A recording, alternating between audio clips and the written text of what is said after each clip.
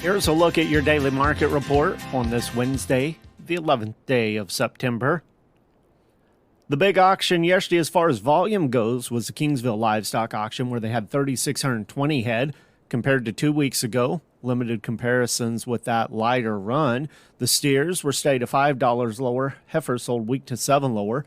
A yearling special this week featured over 20 straight loads of yearlings. Quality was attractive with varying degrees of condition. Most all the other auction barns around the state saw mostly the same trends. Feeder cattle mostly trending lower around the state. There was a few barns that didn't see quite as many consignments as was listed earlier, as a few producers have decided to hold off on marketing for a bit. At the Kingsville livestock auction, taking a look at some of those heavier weight sales, the 600 to 700 pound steers sold from $260 to $285. Some 7 to 8 weights with several full load lots here, $239 to $261.75. 8 to 9 weights, $232 and a quarter to $246.10.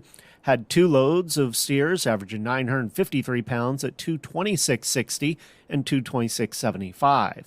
On the heifer side, some 6 to 7 weight heifers, medium and large ones, several full pot loads here, $243 to $270. 7 to 8 weights at $223.75 to $243.85. A load of 802-pound heifers at $227.35. At the auction barns around the state today, Windsor Livestock Auction, they're expecting about 1,000 head there. South Central Regional Stockyards, in their early listings, they had a few consignments of some fancy lightweight feeders straight off the grass, starting off their fall run there.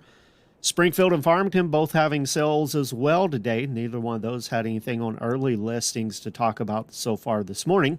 It is an off week for the Green City livestock auction, so they won't have anything to report today. Taking a look at the box beef cutout values this morning. Choice at $308.01, down 22 cents. Select at $294.47. That's down $254. Those values based on 99 loads of cuts, trimmings, and grinds, and the Choice Select spread currently setting at $13.54. Negotiated feedlot trade for the week. Total sales so far, 1,571 head. Nothing has really been established in any of the feeding regions so far this week. A few early live sales in Iowa at 182. Nothing really reported in any of the other feeding regions so far this week. Last week, we saw live sales from 180 to 183 and dress sales 286 to 288.